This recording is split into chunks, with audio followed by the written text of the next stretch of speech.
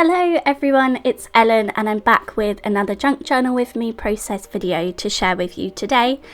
In this video I'm featuring a new product that I've launched in my Etsy shop, and it's these vintage linen and doily printables. So I have 5 sets available I think, and in this video I'm using set 2 just to show you how I would use them in my journal. But basically these are genuine vintage doilies and linens that I've collected over the years, and I've turned them into printables so that you can add them in your journal in a really easy way. So you can add them as pockets or journal cards or even as full pages in your journal. There's so many ways that you can do this, so I'm just going to show you a couple today. And I will be featuring them more in my upcoming videos because I think they're so beautiful. It's just a really lovely way to add a bit of texture into your journal without actually adding the bulk from the genuine items. I do use the real linen and doilies in my journals, usually sort of on the cover. But yeah, this is a great way of using them again and again because you can print them off as many times as you like and use them in any different way. So I've got 2 of my favourite ones here. I've trimmed them out and then I'm just going around the edges with some vintage linen distress ink from Tim Holtz, just to add to that vintage look. Really, it's quite a subtle colour. I'm not sure how much of it you can see on camera, but it just adds to that vintage look a little bit. And then I've taken one of the linens here and I've added them corner of my page, and then I've sewn around that corner with my sewing machine to create a pocket. I love how this looks. I think it's really pretty. It's nice and sturdy as well. Because I'm working in my ring bound journal and the pages that I'm using are also vintage pages, you can see that I'm adding some sellotape either side of my page here before I then repunch the holes. That's just to help it be a bit more sturdy. I don't want this ripping out. With the pockets where I printed the linens out on card, it's a bit heavier. And then I'm obviously going to be adding things into that pocket as well, and I just didn't want the pages to tear. I could have added hole reinforcements, but for ease and time I've just added some sellotape either side, and that works really well. It's not overly noticeable. So the other linen that I've got here I've trimmed out and stuck down on the following page just using some double-sided tape, and I'm actually going to add my journaling onto that page. So I've got my photos and ephemera here. This is from a day at a children's group that we went to last year. So I've got some photos from the day, and then I've got a leaflet and a worksheet that we filled in the day. So I'm just picking out which pieces I want to go in that pocket first. So I've got some of the photo collages in the pocket, and then in the leaflet there was these like how-to guide things. I think one was for a hedgehog house, and there was something else as well. I can't remember what the other one was for, but basically we were learning all about hedgehogs on this day at this children's group, so I wanted to add those little guides in case we wanted to do those activities in the future. I thought that was cute.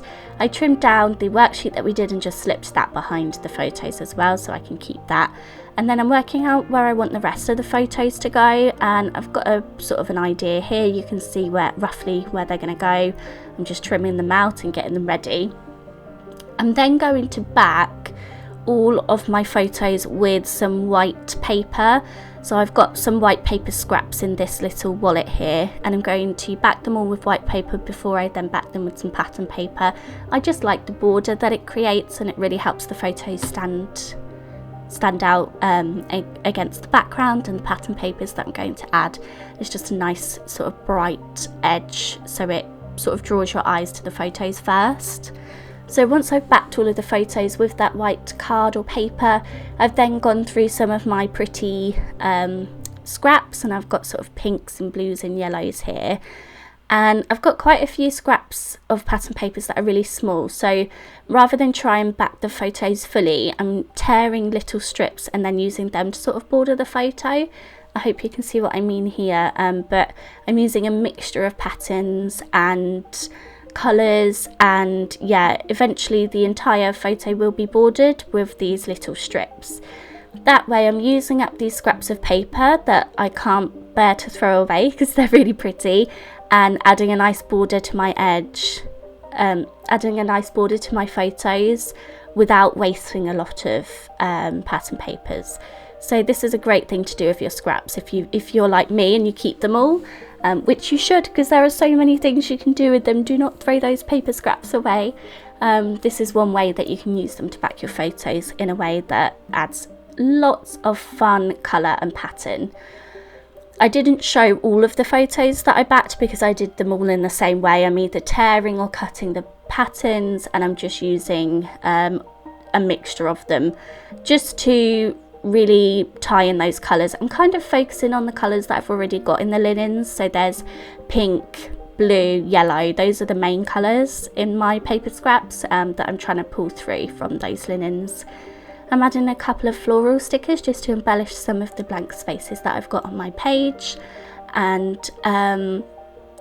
what I'm trimming out there is where one of the photos is covered up a little bit by the floral sticker, so I've just trimmed that out. I've already stuck my photos down, so I can't sort of slide that sticker underneath it, and it was overlapping a bit too much for my liking, so I've just trimmed it out with my little craft knife. I've then drawn some really faint lines on my linen on the right hand side to add all of my journaling. I do go back and remove those lines as well. If I don't do the lines, my journaling will be all over the place. I can't keep a straight line otherwise, so I have to go in and do the lines first. I used my roller date stamp to add the date to the top of my journaling, and then the final touch that I'm doing is adding some of these little word stickers in that lovely pink colour to tie it all in. I'm going to slip my photos and my other pieces back into the pocket once I've rubbed out the lines, and my page will be all finished. So it's fairly simple, but because I've added those linens that are such a big feature on the page, I really didn't feel like it needed more embellishment. Yeah, so I hope you have enjoyed this video. If you do use any of my printables in my shop, please tag me in them because I'd love to see what you use them for. And yeah, I'll see you next time. Bye everyone.